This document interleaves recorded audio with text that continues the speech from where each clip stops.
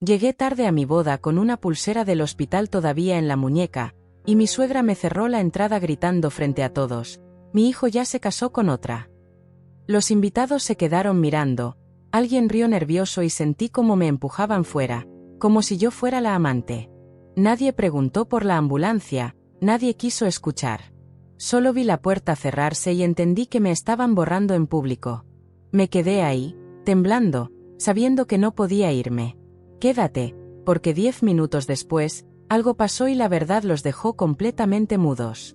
Hasta ese día, mi vida era sencilla, no perfecta, pero estable, una de esas rutinas que no presumen felicidad, pero la sostienen.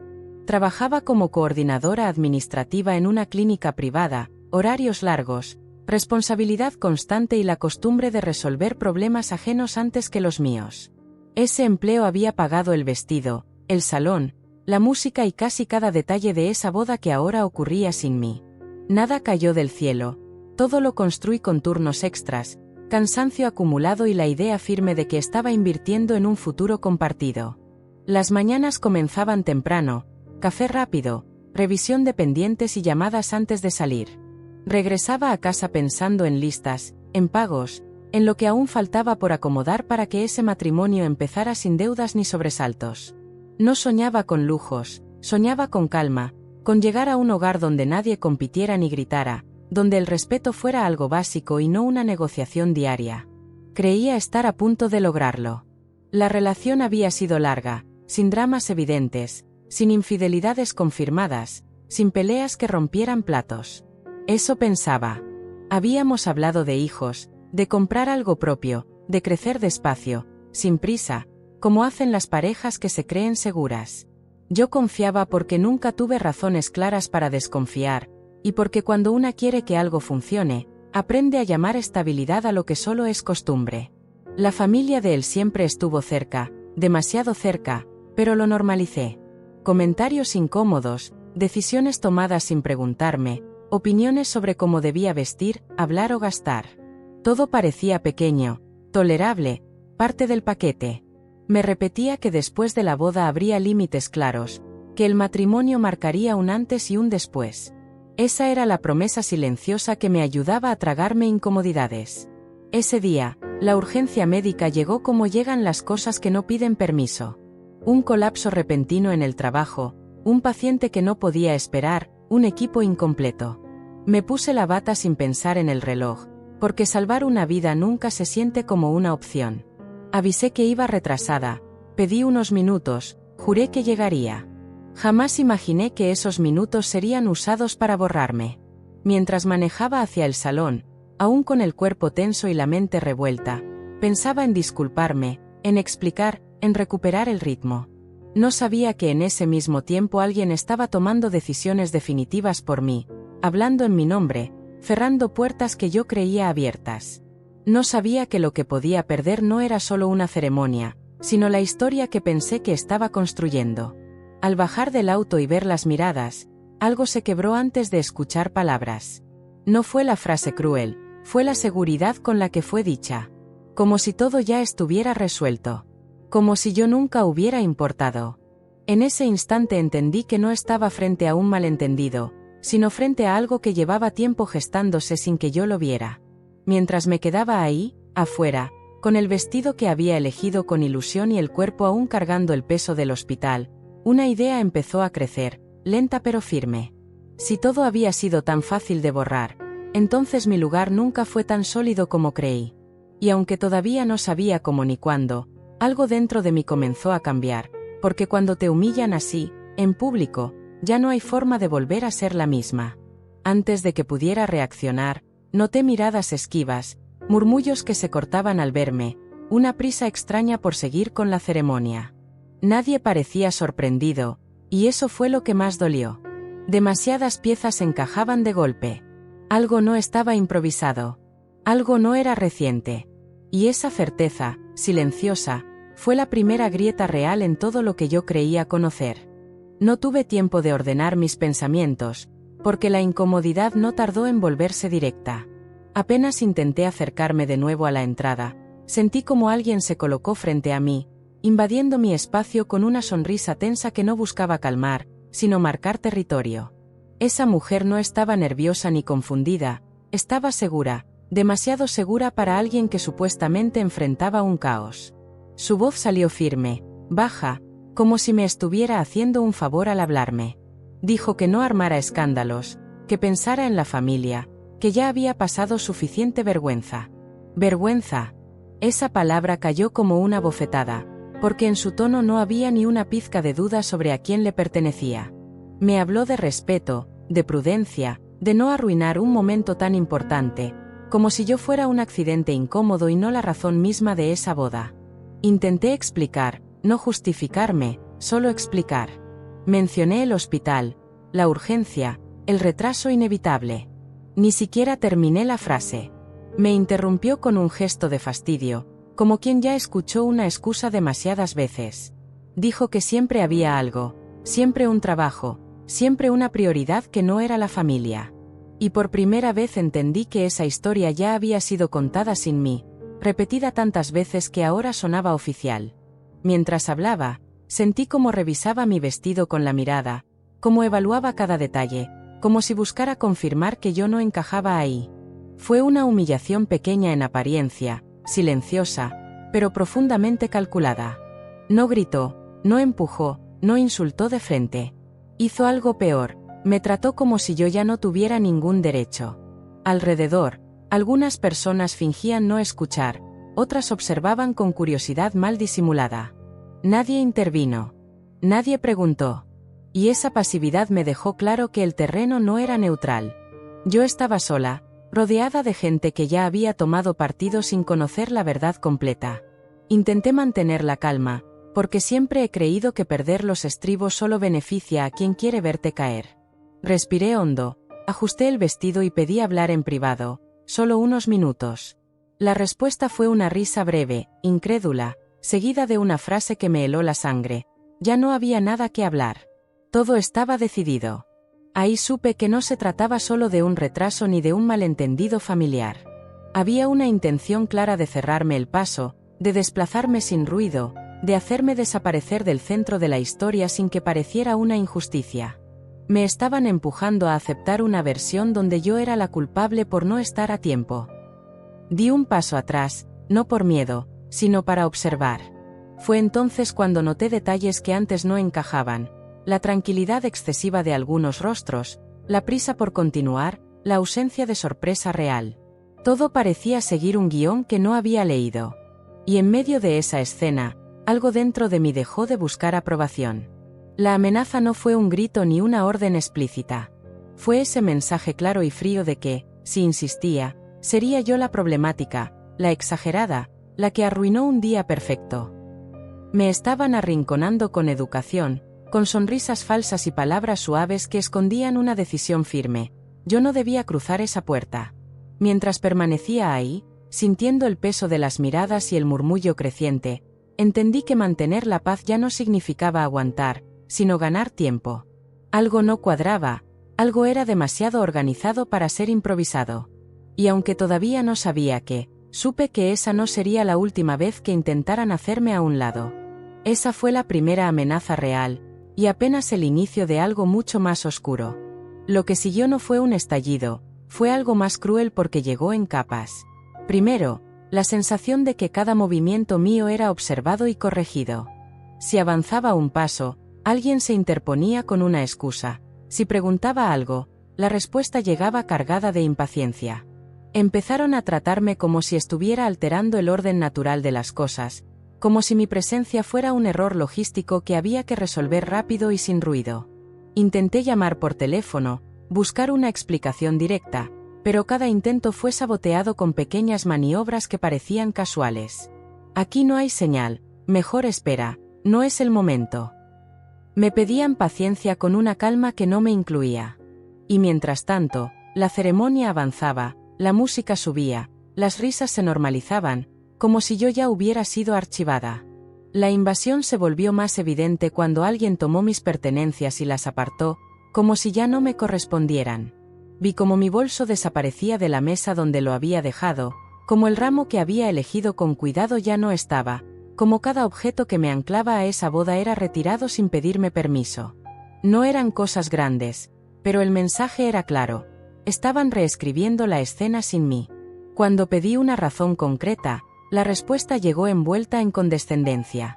Me dijeron que estaba sensible, que el estrés me hacía imaginar intenciones donde no las había, que entendiera la presión del momento, que no exagerara. Ese gaslighting suave, dicho con voz tranquila, me hizo dudar por segundos de mi propia percepción. Por segundos nada más. Porque la repetición de esas frases empezó a sonar ensayada.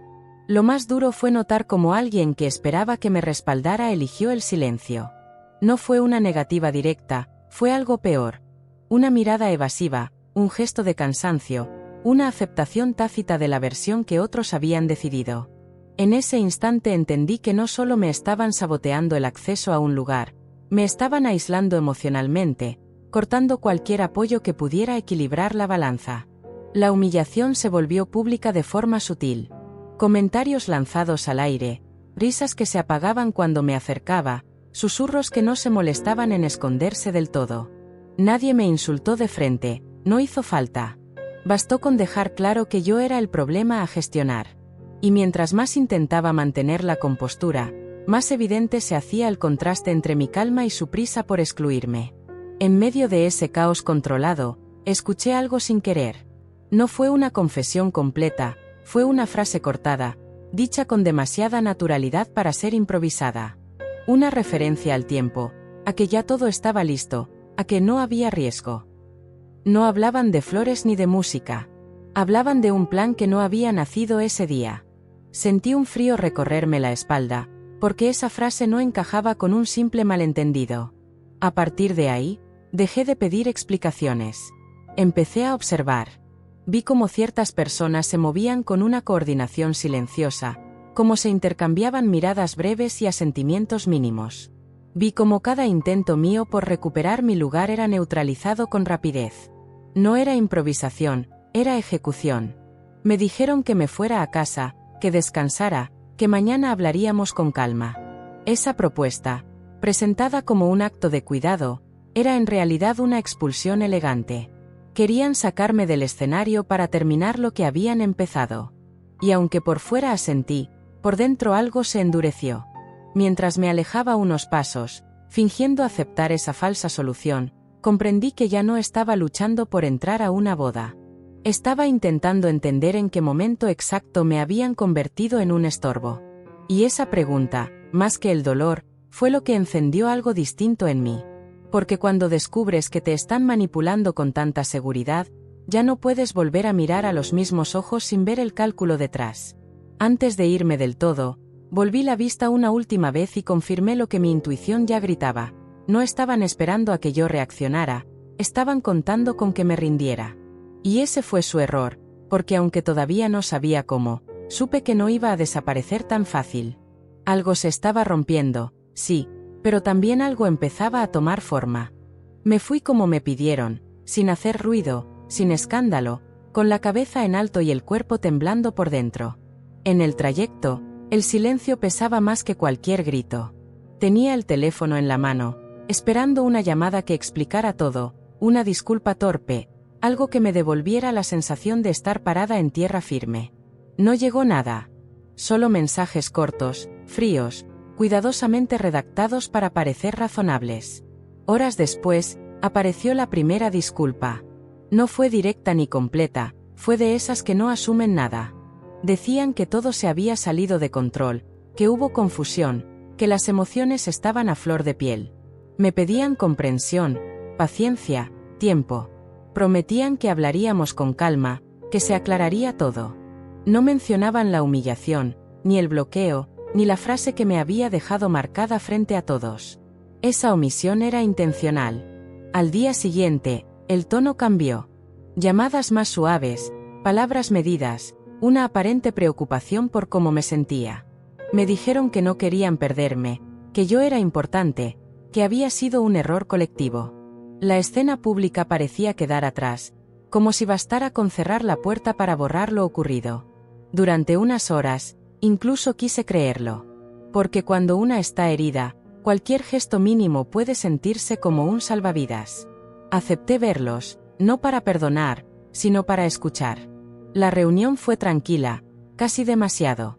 Sonrisas forzadas, café servido con cuidado, frases largas que evitaban ir al punto. Me aseguraron que nadie había querido lastimarme, que todo se había interpretado mal, que yo estaba bajo mucha presión. De nuevo esa idea sutil de que mi percepción estaba alterada. Lo decían con tanta serenidad que por momentos parecía lógico. Durante esas 24 horas, el ambiente fue amable. Mensajes atentos, preguntas sobre mi descanso, promesas de que las cosas cambiarían. Hablaban de recomenzar, de dejar atrás lo ocurrido, de no manchar más el momento. Era una paz frágil, sostenida por palabras bonitas y silencios estratégicos. Yo lo notaba, pero decidí observar sin confrontar. Sin embargo, esa calma tenía grietas. Comentarios pequeños que se escapaban sin querer, miradas que se endurecían cuando pensaban que no las veía. Una frase que minimizaba lo sucedido, una risa nerviosa cuando yo guardaba silencio más de lo habitual.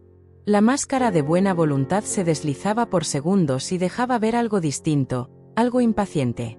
La segunda noche, el comportamiento extraño regresó. Un cambio brusco de actitud, una llamada cancelada sin explicación, una conversación que terminó antes de tiempo. La falsa paz empezó a resquebrajarse.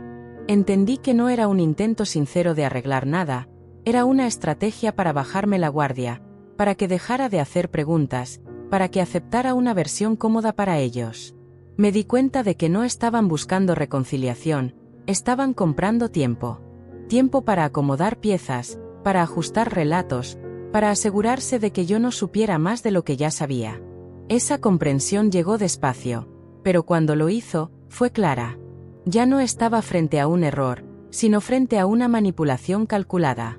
Esa noche casi no dormí. No por miedo, sino por claridad. Empecé a repasar cada detalle, cada frase, cada gesto desde antes de la boda.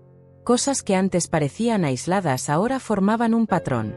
Y mientras el silencio volvía a instalarse, supe que esa paz no era un descanso, era la antesala de algo peor. Al amanecer, ya no esperaba disculpas ni explicaciones. Esperaba el próximo movimiento. Porque cuando alguien finge calma después de haberte expulsado, no es para sanar, es para prepararse. Y yo, sin decirlo en voz alta, comencé a hacer lo mismo. La calma fingida duró lo justo para que bajara la guardia por fuera, no por dentro. A los pocos días, la violencia cambió de forma y se volvió más directa, más descarada, como si ya no hubiera necesidad de disimular. Empezaron con decisiones tomadas sin consultarme, avisos de último momento y un tono que ya no pedía, imponía. Cada conversación terminaba igual, yo intentando hablar y alguien cortándome con una frase seca, con la autoridad de quien cree tener el control total. La humillación dejó de ser sutil. Llegó en comentarios lanzados frente a otros, en risas incómodas que nadie detenía, en recordatorios constantes de que todo esto había pasado por mi culpa. Me señalaban como inestable, como exagerada, como alguien que no supo manejar la presión. Esa narrativa empezó a circular con una rapidez que me heló la sangre. No era solo un conflicto familiar, era un intento de desacreditarme. Un día, sin previo aviso, me dijeron que ciertas cosas ya no me correspondían. Que era mejor que dejara de usar ese espacio, que entregara copias de llaves, que no pasara por ahora a recoger lo que había dejado. Lo dijeron con una sonrisa tensa, como si estuvieran haciendo un favor. Esa fue la primera vez que sentí una expulsión real, no simbólica, no emocional, sino concreta. Intenté reaccionar, poner límites, preguntar quién había decidido eso. La respuesta fue un coro de voces calmadas que coincidían en lo mismo: no era momento de conflictos, debía pensar con la cabeza fría, no debía complicar más las cosas. Cada vez que levantaba la voz un poco, alguien la bajaba por mí. Me pedían silencio como si fuera una obligación moral. La agresión emocional se volvió constante. Mensajes que llegaban de madrugada cuestionando mis decisiones, llamadas cortadas a la mitad, promesas que se deshacían al día siguiente. Me hacían sentir inestable, dudosa, como si mi realidad fuera una versión distorsionada. Y lo más cruel era que todo estaba envuelto en un lenguaje correcto, casi elegante. Nadie gritaba, Nadie insultaba abiertamente. No hacía falta. La humillación pública regresó de la peor forma. Comentarios frente a conocidos, versiones alteradas de lo ocurrido, frases como ella no estaba bien o todos tratamos de ayudarla. Yo escuchaba esas palabras y entendía que estaban construyendo una historia donde yo era el problema a resolver. Una historia cómoda para justificar cualquier cosa que viniera después. En medio de ese desgaste, intenté recuperar algo de control. Pedí ver documentos, revisar acuerdos, entender que se había decidido a mis espaldas. La reacción fue inmediata, molestia, incomodidad, miradas que se cruzaban sin hablar. Me dijeron que confiara, que no desconfiara de quienes solo querían lo mejor. Esa frase, repetida con insistencia, me sonó a amenaza. La invasión llegó al límite cuando supe que alguien más estaba ocupando un lugar que yo creía mío. No fue anunciado, no fue explicado. Simplemente ocurrió. Sentí que me borraban poco a poco, reemplazándome sin duelo, sin pausa. Y cuando expresé lo que sentía, me acusaron de victimizarme, de dramatizar, de no aceptar la realidad. Fue entonces cuando encontré algo que no debía estar ahí. No fue una prueba definitiva, fue una señal clara.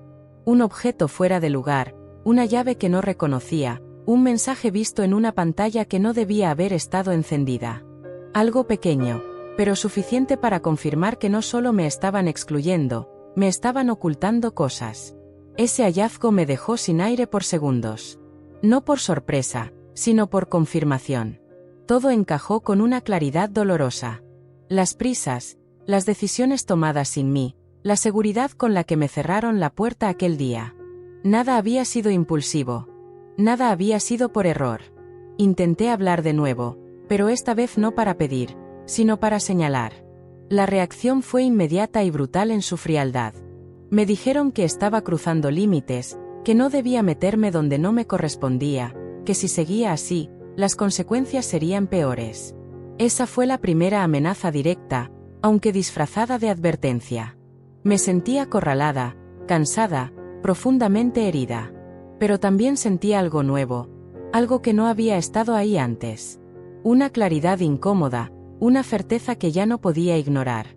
No estaba frente a personas confundidas, estaba frente a un plan que avanzaba sin mí y contra mí. Esa noche, mientras sostenía ese objeto entre las manos, entendí que ya no podía seguir reaccionando como antes. Cada intento de diálogo había sido usado para medir mis movimientos, para ajustar su estrategia. Si quería protegerme, tenía que cambiar la forma en que jugaba. Y aunque el miedo seguía ahí, por primera vez no fue lo que mandó. La escalada había llegado a un punto cruel, sí, pero también había dejado algo al descubierto. Un error. Una grieta. Algo que no cuidaron porque estaban demasiado seguros de que yo ya estaba vencida. Y esa seguridad, esa soberbia silenciosa, fue lo que empezó a inclinar la balanza sin que ellos lo notaran. No fue un momento cinematográfico ni una revelación repentina. Fue más bien un cansancio profundo que se transformó en lucidez. Me senté sola, con ese objeto todavía sobre la mesa, y por primera vez dejé de preguntarme por qué habían hecho todo eso. La pregunta correcta apareció sola, ¿para qué? Y cuando entendí la respuesta, algo dentro de mí se acomodó con una frialdad que nunca había sentido. No me estaban expulsando por error, ni por impulsos emocionales, ni por una discusión mal manejada. Me estaban sacando del camino porque estorbaba. Porque había algo que no podía avanzar mientras yo siguiera ocupando ese lugar. Esa certeza dolió, pero también me devolvió el control. Ya no era una víctima confundida, era alguien que empezaba a ver el tablero completo. Volví a repasar cada escena con esa nueva mirada. La seguridad con la que me cerraron la entrada. La rapidez con la que continuaron sin mí. La falsa paz ofrecida después. Todo respondía a una lógica clara.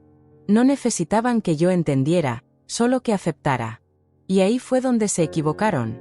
Por primera vez, dejé de reaccionar. Dejé de explicar. Dejé de pedir. Decidí escuchar y observar sin mostrar nada. Cada mensaje, cada llamada, cada gesto empezó a convertirse en información. Noté contradicciones pequeñas, frases que no coincidían con lo dicho antes, silencios que hablaban más que cualquier disculpa. Ya no me dolían igual, ahora me alertaban. Hubo un momento clave, una conversación breve donde, sin darse cuenta, dejaron escapar su verdadera intención. No fue una confesión abierta, fue una frase dicha con exceso de confianza, como si ya no importara que yo supiera. Ahí entendí que no solo querían borrarme del presente, querían asegurarse de que yo no pudiera reclamar nada después. Ese fue el golpe más duro, y también el más revelador. Sentí rabia, sí, pero fue una rabia distinta, contenida, dirigida. No explotó hacia afuera, se concentró. Por primera vez desde ese día, no lloré. No porque no doliera, sino porque algo dentro de mí se cerró y se ordenó al mismo tiempo. Había pasado la fase del shock. Estaba despierta. Me miré al espejo y casi no me reconocí. No era dureza, era determinación. Entendí que seguir mostrando dolor solo les confirmaba que su estrategia funcionaba. Así que hice lo contrario. Respondí con calma, con frases cortas, con aceptación aparente. Les di exactamente lo que esperaban ver. Una versión mía cansada, resignada, dispuesta a no complicar más las cosas. Mientras tanto, por dentro, algo ya había cambiado para siempre. Empecé a pensar en escenarios, en consecuencias, en opciones reales. Recordé conversaciones pasadas, acuerdos hablados, detalles que antes no había considerado importantes. Todo empezó a tomar sentido bajo esta nueva luz. Esa noche tomé una decisión silenciosa. No fue impulsiva ni heroica. Fue simple y definitiva. Entendí que, a partir de ese momento, nada volvería a ser igual. No porque yo quisiera venganza, sino porque ya no podía fingir ignorancia. Había visto demasiado. No dije nada en voz alta. No anuncié cambios. No enfrenté a nadie. Aprendí que el verdadero poder, en ese punto, estaba en el silencio estratégico. En dejar que creyeran que habían ganado, que yo ya estaba fuera del juego.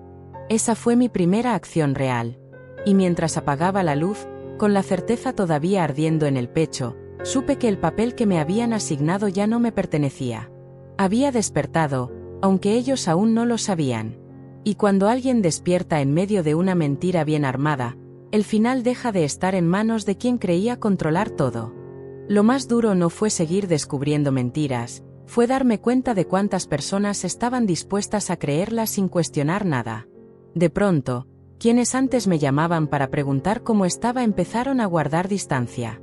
Mensajes que quedaban en visto, llamadas que nunca regresaban, invitaciones que ya no llegaban. No hubo un anuncio oficial, pero el cambio fue evidente. Algo se había dicho, algo se había sembrado, y yo estaba quedando sola en medio de una versión que no había contado. Escuché frases que dolían más porque venían disfrazadas de preocupación. Tal vez exageras, seguro no fue con mala intención, piensa en todo lo que está en juego. Cada comentario era una invitación a callarme, a ceder, a aceptar que lo mejor era dejar pasar. Nadie me preguntó qué había sentido al quedarme fuera, nadie quiso escuchar cómo había vivido ese momento. La prioridad parecía ser mantener la paz, aunque fuera a costa de mi dignidad. Alguien a quien yo quería tomó una postura que no esperaba.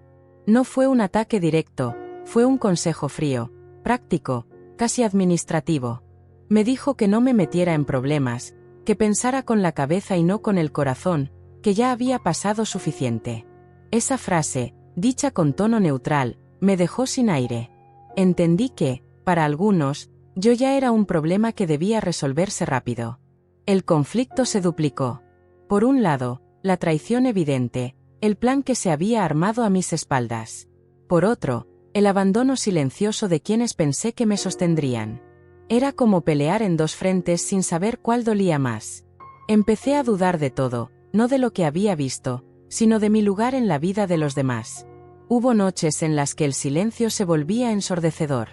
Me sentaba en la cama con el teléfono en la mano, revisando conversaciones antiguas, buscando señales que antes había ignorado. Frases normales que ahora sonaban extrañas, promesas que nunca se cumplieron, decisiones que siempre habían sido tomadas por otros. No estaba inventando nada, solo estaba viendo claro por primera vez. La desesperación llegó sin avisar. No en forma de llanto escandaloso, sino como un peso constante en el pecho. Me preguntaba cómo había llegado ahí, ¿Cómo era posible que tantas personas aceptaran una historia tan cómoda sin escucharme? Me sentía pequeña, cansada, fuera de lugar en una vida que creí mía. Un día, mientras sacaba la basura, encontré algo que no debía estar ahí. No era grande ni evidente, pero estaba cargado de significado. Un papel arrugado, una nota olvidada, algo que confirmaba que ciertas conversaciones habían ocurrido sin mí.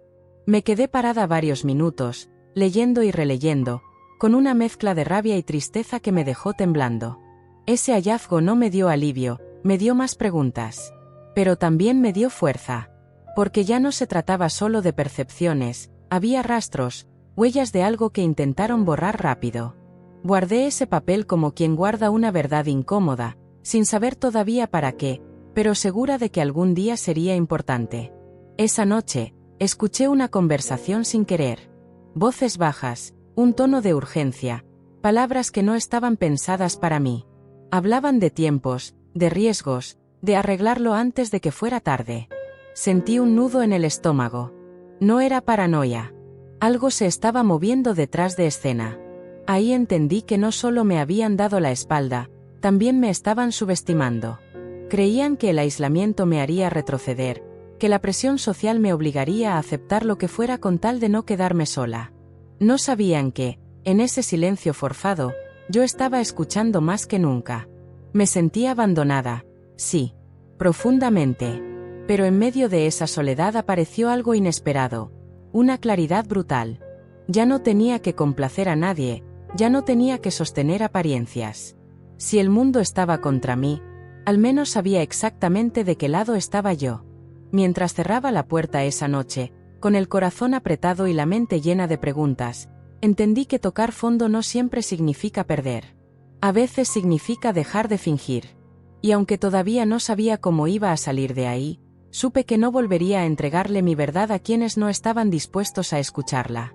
Decidí hacer algo que nunca había hecho antes, dejar de mostrarme fuerte. No porque no lo fuera, sino porque entendí que mi fortaleza visible solo aceleraba su necesidad de control.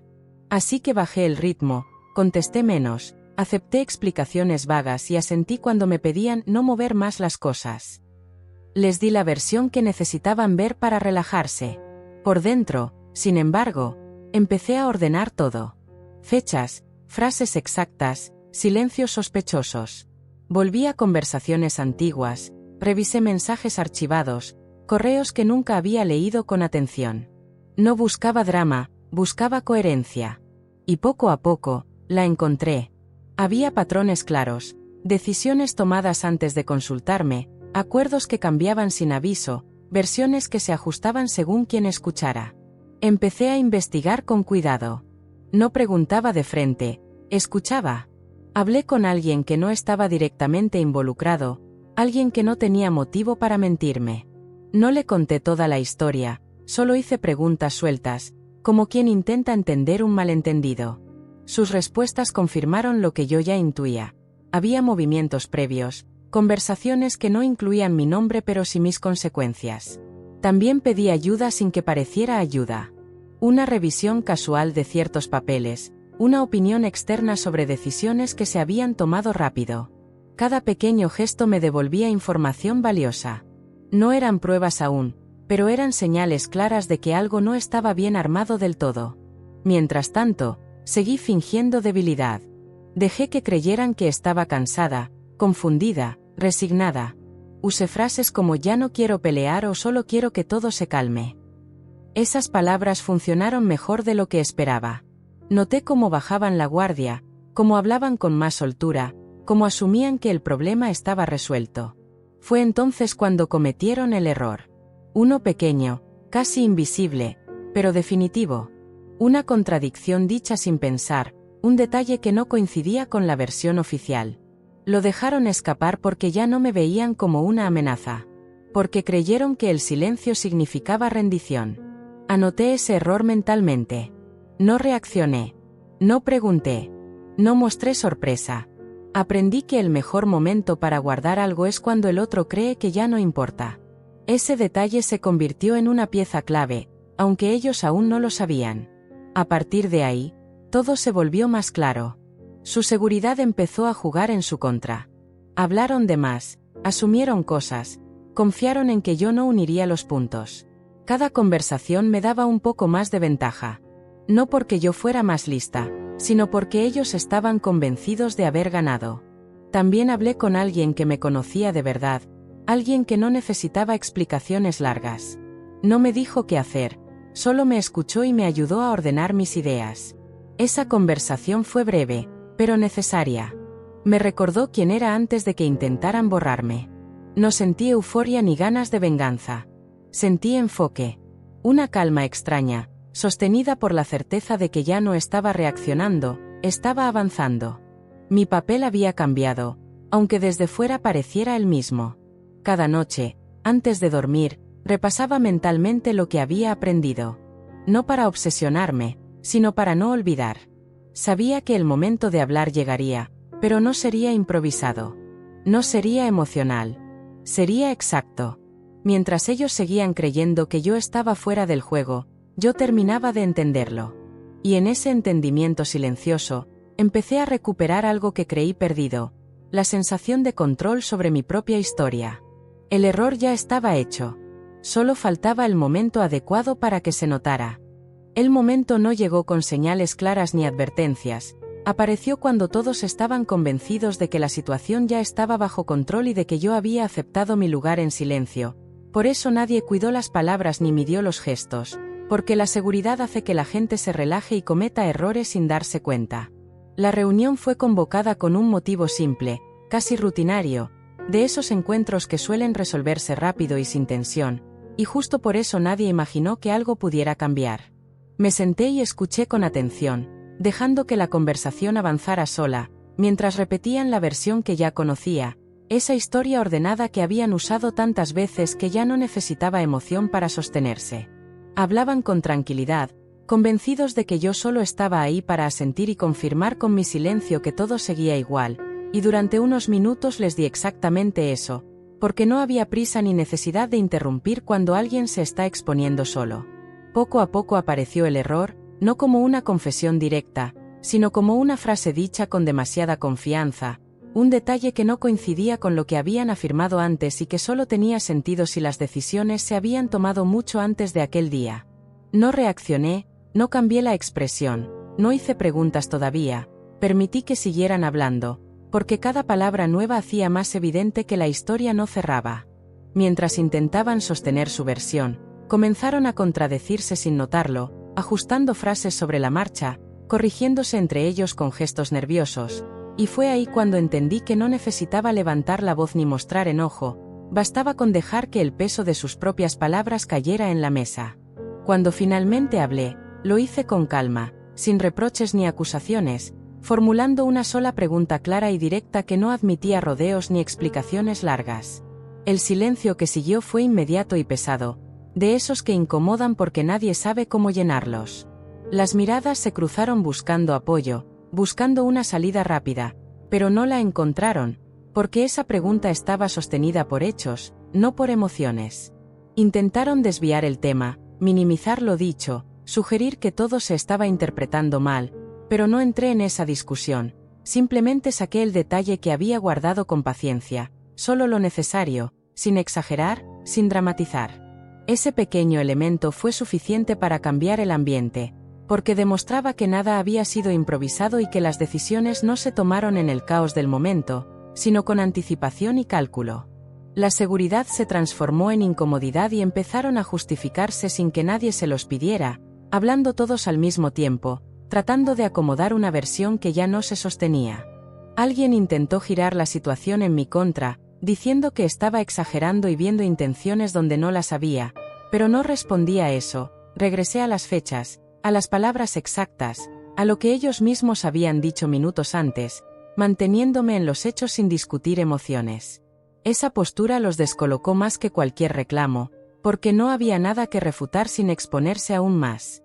Por primera vez desde que todo comenzó, el control dejó de estar completamente de su lado, ya no daban órdenes ni marcaban el ritmo de la conversación, empezaron a pedir tiempo, a sugerir que habláramos después, a buscar pausas que antes no necesitaban. Esa urgencia repentina decía más que cualquier explicación, porque revelaba que algo se había roto. Dije lo necesario sin alargarme, dejé claro que ya entendía lo que había pasado y que no podían seguir fingiendo confusión ni reducir todo a un malentendido. No amenacé, no anuncié lo que haría después, simplemente me levanté y cerré la conversación, dejando un silencio incómodo que nadie supo cómo manejar. Al salir sentí una mezcla extraña de cansancio y alivio, como si un peso que había cargado desde el inicio por fin se hubiera soltado, sabiendo que el conflicto no había terminado y que vendría una reacción, pero también con la certeza de que ya no podían controlar la historia sin mí. Esa noche los mensajes llegaron rápido, con tonos distintos y estrategias evidentes, algunos intentando conmover, otros presionando, otros confundiendo, y por primera vez no respondí de inmediato, porque el tiempo ya no jugaba en mi contra. Ese fue el punto exacto en el que dejaron de verme como alguien fácil de manejar y empezaron a entender que yo ya no estaba reaccionando, estaba avanzando, aunque todavía no supieran cómo iba a terminar todo. La reacción no tardó en llegar, porque cuando alguien siente que pierde control, no se queda quieto. A la mañana siguiente el tono cambió por completo y lo que antes eran mensajes tensos se transformó en palabras cargadas de aparente preocupación, frases suaves que buscaban confundir más que aclarar. Empezaron hablando de familia, de unidad, de lo mucho que dolía ver la situación así, como si todo hubiera sido un accidente inevitable y no una serie de decisiones bien pensadas. Apareció el llanto, no abierto ni desesperado, sino medido, calculado, ese que busca despertar culpa en lugar de compasión real. Me dijeron que estaban agotados, que habían actuado bajo presión, que nadie había querido lastimarme y que yo debía entender el contexto completo antes de sacar conclusiones. Esa forma de hablar no buscaba explicarme nada, buscaba hacerme dudar otra vez de lo que ya había entendido. Luego vino el intento de invertir la culpa. Comentarios sobre mi carácter, sobre lo difícil que podía ser hablar conmigo, sobre lo sensible que me había vuelto desde aquel día.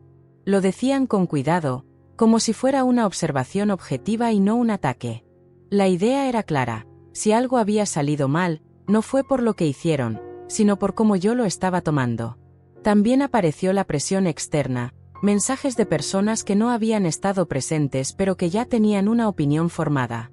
Me hablaban de perdón, de cerrar ciclos, de no manchar más el nombre de la familia.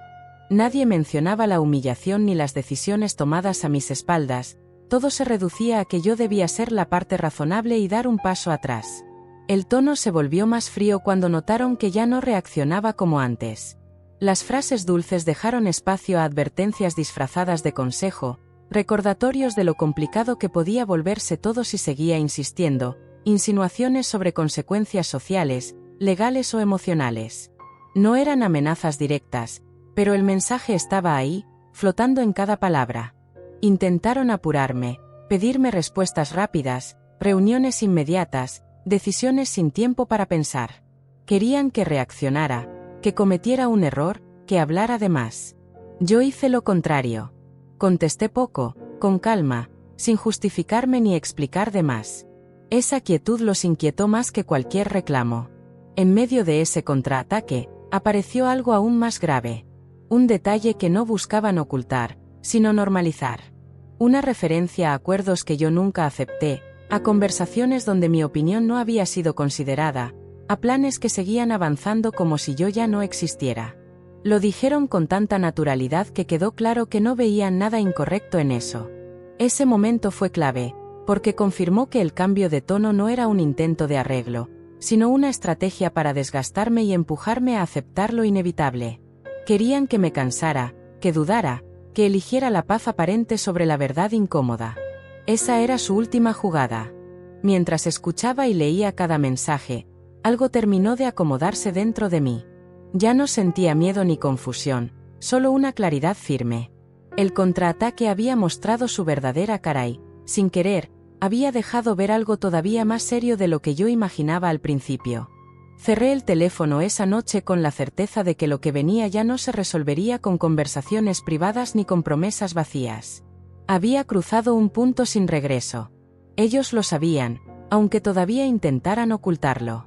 Y yo también lo sabía, con una calma que no había sentido en semanas.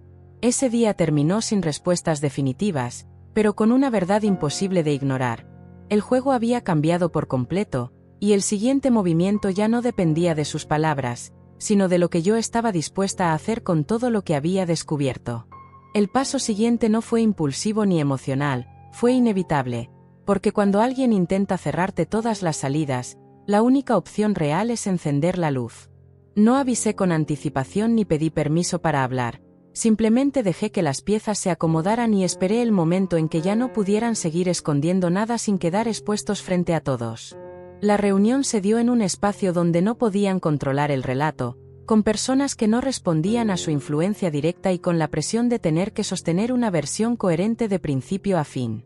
Desde que entré, noté la tensión en el ambiente, no había miradas seguras ni sonrisas tranquilas, solo esa rigidez incómoda de quien sabe que algo importante está a punto de pasar.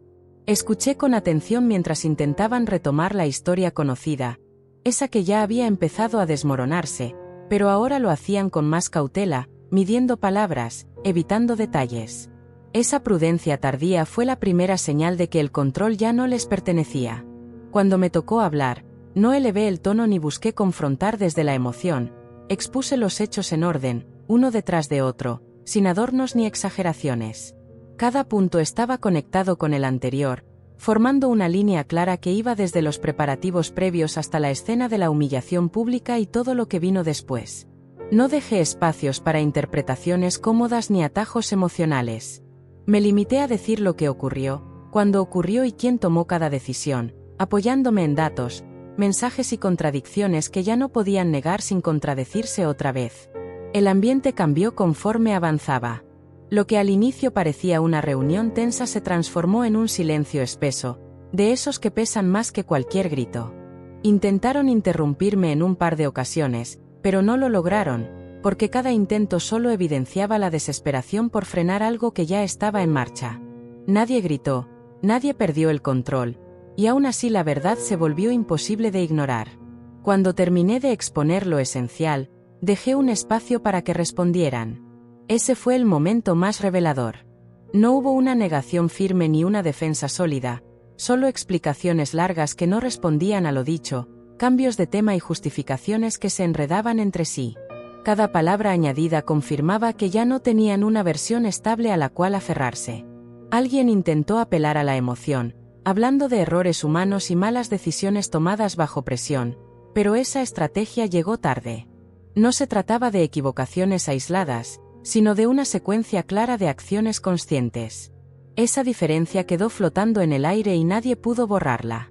La exposición fue completa cuando surgió el elemento que nadie esperaba que saliera a la luz en ese momento. No lo presenté como un golpe teatral, simplemente lo mencioné cuando correspondía, como parte natural del relato. Ese detalle, conectado con todo lo anterior, cerró el círculo de forma definitiva. Las miradas bajaron, las frases se quedaron a medias y la tensión alcanzó un punto donde ya no había forma de seguir fingiendo normalidad. Por primera vez desde que todo comenzó, la balanza se inclinó de manera clara. Ya no estaban a la defensiva por orgullo, sino por necesidad. El control que habían ejercido durante tanto tiempo se deshizo frente a personas que ahora veían la situación completa, sin filtros ni versiones recortadas. No busqué humillar ni vengarme, pero la justicia tiene una forma particular de sentirse cuando llega sin gritos ni exageraciones. Lo que se rompió ahí no fue solo una historia falsa, fue la autoridad moral que habían usado para silenciarme. Y una vez rota, no hay disculpa que la reconstruya de inmediato. Cuando me levanté para irme, nadie intentó detenerme. No porque no quisieran, sino porque ya no sabían desde dónde hacerlo. El silencio que quedó fue distinto a los anteriores, no era manipulación ni estrategia, era aceptación forzada. La realidad había quedado expuesta y ya no podía ocultarse con palabras suaves ni con presión emocional. Al salir, sentí algo que no había sentido desde antes de todo esto, una mezcla de alivio y firmeza, como si finalmente estuviera caminando con el peso distribuido de manera justa. No había ganado algo material ni recuperado lo perdido, pero había recuperado algo mucho más importante, la verdad completa frente a quienes habían intentado borrarla. Esa confrontación no cerró todas las heridas ni resolvió cada consecuencia, pero marcó el final de una etapa donde otros decidían por mí. A partir de ese momento, las decisiones volvieron a estar en mis manos, Y aunque el camino que seguía no era sencillo, al menos ya no estaba construido sobre mentiras. Mientras me alejaba, con la claridad todavía presente, supe que lo ocurrido no solo había cambiado la percepción de los demás, también había cambiado la mía. Ya no necesitaba aprobación ni permiso para avanzar. Lo que había pasado había quedado expuesto, y con eso, el poder que habían intentado ejercer se disolvió frente a todos. Después de ese día, el ruido empezó a bajar de forma natural, no porque todo se hubiera arreglado, sino porque ya no había nada más que ocultar. Las llamadas se volvieron menos urgentes, los mensajes más breves, y las personas que antes opinaban con tanta seguridad comenzaron a guardar silencio. No hubo una disculpa grande ni un gesto espectacular, solo un cambio claro en la forma en que me miraban y me hablaban, como si por fin entendieran que ya no podían tratarme como alguien manipulable. Tomé decisiones concretas sin hacer anuncios ni pedir validación. Organicé mis cosas, cerré capítulos que había estirado por costumbre y empecé a moverme con una calma que no conocía. No sentí euforia ni ganas de celebrar, sentí algo más estable, una paz firme que no depende de lo que otros digan o aprueben. Por primera vez en mucho tiempo, cada paso era mío. Algunas personas intentaron acercarse de nuevo, ahora con un tono distinto, más prudente. Escuché, pero no corrí a abrir puertas. Entendí que no todos los silencios merecen una segunda oportunidad y que no todas las presencias suman, aunque se disfracen de buenas intenciones. Elegí con cuidado a quién dejar entrar en esta nueva etapa. Las consecuencias para quienes habían provocado todo no llegaron como castigos inmediatos ni escenas dramáticas, llegaron en forma de pérdida de credibilidad, de miradas incómodas y de explicaciones que ya no convencían a nadie. El respeto que antes exigían se volvió algo que tenían que reconstruir poco a poco, sin garantías. Ese fue el verdadero precio. También hubo momentos de tristeza, porque cerrar una historia así implica aceptar que muchas ilusiones no eran reales. Me permití sentirlo sin culpa, sin prisa por estar bien. Aprendí que sanar no es borrar lo vivido, sino integrarlo sin que duela igual. Cada recuerdo fue perdiendo peso conforme dejé de pelear con él. Empecé a reorganizar mi vida desde lo básico, rutinas nuevas, espacios distintos, conversaciones honestas. No necesitaba demostrar nada, solo vivir con coherencia. Descubrí que la tranquilidad tiene una forma muy clara de sentirse cuando no estás actuando para nadie. Al mirar atrás, entendí que no llegué tarde a una boda, llegué a tiempo para ver algo que, de otro modo, habría seguido oculto durante años. Esa claridad, aunque llegó de la forma más dura, me salvó de construir una vida sobre decisiones que no eran mías. El futuro no apareció resuelto ni perfecto, pero apareció limpio. Sin secretos, sin versiones a medias, sin miedo a preguntar. Y eso, para mí, fue suficiente. Cerré esa etapa sin rencor, con una firmeza tranquila, sabiendo que no perdí lo que nunca estuvo realmente de mi lado. Cuando finalmente solté todo, entendí que la verdadera resolución no fue que otros cambiaran, sino que yo dejé de aceptar menos de lo que merecía. Y con esa certeza, seguí adelante, no como alguien que fue expulsada, sino como alguien que decidió irse con dignidad. Pasó casi un año desde aquel día y mi vida ya no se parece en nada a la que tenía entonces. No porque todo sea perfecto, sino porque ahora todo es claro. La rutina volvió, el trabajo siguió, las mañanas regresaron a un ritmo normal, pero yo ya no era la misma persona que salió del hospital con un vestido de novia y una puerta cerrándose en la cara. Aprendí a escuchar las señales que antes justificaba, a no confundir silencio con paz ni costumbre con amor. Entendí que llegar tarde a ese lugar no fue una desgracia, fue una advertencia que llegó justo a tiempo. Si hubiera entrado sin problemas, quizá nunca habría visto la verdad completa. Hoy camino con menos prisa y más firmeza. No necesito explicarle mi historia a quien no quiere escucharla ni defender mi versión frente a quien ya decidió no creerme. La vida se volvió más simple cuando dejé de cargar lo que no me correspondía. Si algo aprendí de todo esto, es que cuando alguien te cierra una puerta con tanta seguridad, a veces no te están quitando un lugar, te están salvando de quedarte donde nunca fuiste prioridad. Y aunque duele verlo, duele mucho más no verlo a tiempo. Esa fue mi historia. No de una boda perdida, sino de una verdad encontrada. Y si estás escuchando esto, ojalá recuerdes algo importante. Nunca es tarde para llegar a la verdad, incluso cuando parece que llegaste tarde a todo lo demás.